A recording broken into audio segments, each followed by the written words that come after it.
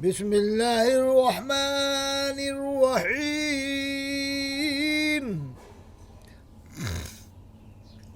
اللہ رب العالمین قرآن کریم میں فرماتا ہے فَإِن تَنَازَعْتُمْ فِي شَيْءٍ فَرُدُّوهُ إِلَى اللَّهِ وَالرَّسُولِ إِن كُنتُمْ تُؤْمِنُونَ بِاللَّهِ وَالْيَوْمِ الْآخِرِ ذَلِكَ خَيْرٌ وَأَحْسَنُ تَأْوِيلًا۔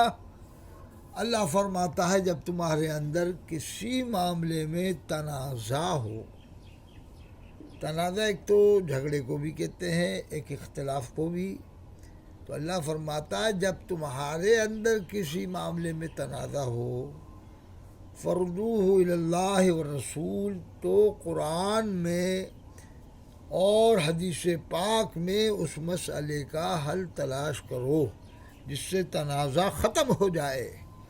اور فرماتا ہے ان کنتم تؤمنون باللہ، اگر تم اللہ پر ایمان رکھتے ہو، آخرت پر ایمان رکھتے ہو، تو اللہ فرماتا ہے ذالک خیر و احسن تاویلا، یہی سب سے بہتر تعویل ہے۔ تعویل وہی مانی جائے گی جو عند اللہ عند الشرع مقبول ہو، بیجا تعویل نہیں مانی جائے گی۔ اب یہ تعویلیں جو آج کل ہو رہی ہیں کہ کربلا والے بریلوی تھے، اس پر ایک ہنگامہ پورے ہندوستان میں ہے۔ اگر یہ بات وہ کل کو عرب میں کہہ دیتے، مکہ شریف مدینہ شریف میں، تو ہنگامہ تو کیا ہوتا، وہاں تو پھر معاملہ ہی کچھ اور ہو جاتا ہے۔ مکہ المکرمہ میں، مدینہ المنورہ میں اگر یہ بیان اس طرح کر دے دیتے تو پھر تو بہت معاملہ بڑھ جاتا، وہ تو پھر تو سمجھ لو معاملہ پھر بہت عروج پہ جاتا ہے۔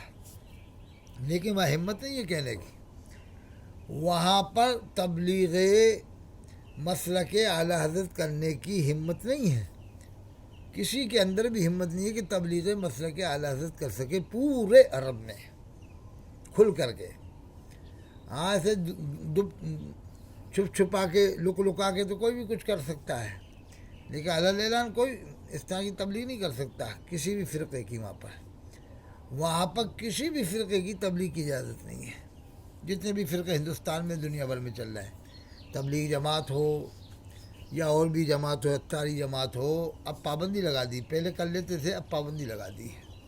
وہ سمجھتے ہیں، بہت دور اندیش لوگ ہیں وہ لوگ، کہ یہ لوگ مکانیاں کریں گے، اپنا اپنا جال بچھائیں گے، پھر یہ لوگ اپنے اپنے مولویوں کی کتابیں پڑھوائیں گے، قرآن کو ایک سائڈ رکھ دیں گے، حدیث کو ایک سائڈ رکھ دیں گے، یہی ہوتا بھی ہے۔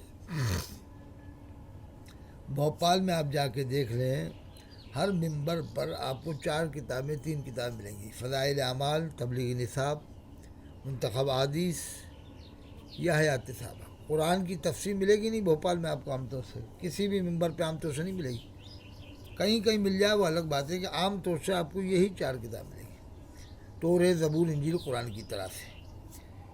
تو اب میں یہی تو کہتا ہوں کہ کمی تو ادھر بھی ہے ادھر بھی ہے۔ ادھر بریلی والے مسلک اعلیٰ کا نعرہ رٹتے ہیں تو ادھر وہ اپنی 4 کتابیں پڑھواتے ہیں، اور جو چلہ نہیں کاٹے یا 4 مہینے نہیں کاٹے تو اس کو وہ سمجھتے ہیں کہ ابھی لائن سے نہیں لگا، یا ابھی جڑا ہوا نہیں ہے، لائن سے نہیں لگا، یعنی کامل ایمان نہیں ہوا ہے۔ تو چلہ لگا لو، 4 مہینے لگا لو تو کامل ایمان ہو جاؤ۔ چلہ 4 مہینے لگا کے 10% بیاض کھائیں یا لوگوں کے ناحق مال دبائیں تو ایسے چلے 4 مہینے لگانے سے کیا فائدہ ہوتا ہے؟ تو بہرحال میں تو قرآن حدیث کے مطابق بات کرتا ہوں، اگر کہیں کوئی بات ایسی ہے جو قرآن حدیث کے مطابق میری نظر نہیں آتی ہو آپ کو بات یا میرا بیان، تو آپ مجھے بتا دیا کل، میں توبہ کر لوں گا، کلمہ پڑھ لوں گا، لا الہ الا اللہ محمد رسول اللہ۔ لیکن یہ فرقے بازی سے میں دور رکھنا چاہتا ہوں کہ بریلوی، دیوبندی، اہل حدیث، مودودی، اہل حدیث وہی حدیث مانتا ہے جو اس کے مطلب کے مطابق ہے، اور موجودہ شق القمر کا انکار کرتے ہیں اہل حدیث کے لوگ، اس طرح کے لوگ کہ موجودہ شق القمر کو نہیں مانتے، بلکہ اللہ کے رسول صلی اللہ علیہ وسلم کے اور بھی جو موجودات ہیں ان کو بھی اہل حدیث تسلیم نہیں کرتا، مودودی بھی تسلیم نہیں کرتا ہے، جماعت اسلامی والے بھی تسلیم نہیں کرتے۔ تو ہم یہ کہتے ہیں تم عقل سے اگر سوچو گے، عقل دوڑاؤ گے اور یہ سوچو گے کہ موجودہ شق القمر کیسے ہو سکتا ہے عقل میں نہیں آنے والی بات ہے، تو عقل میں نہیں آنے والی بات تو تیرے پیدا ہونے کے بارے میں بھی ہے کہ تو کیسے پیدا ہو گیا ہے۔ جب تو پیدا ہوا تھا تو یہ تو خود نہیں جانتا تھا کہ میں کیسے پیدا ہوا ہوں، تو یہ بھی عقل میں نہیں آنے والی بات ہے۔ اب وہاں پر یہی بات آئی کہ وہ اللہ کی قدرت ہے، تو یہ بھی اللہ کی قدرت ہے۔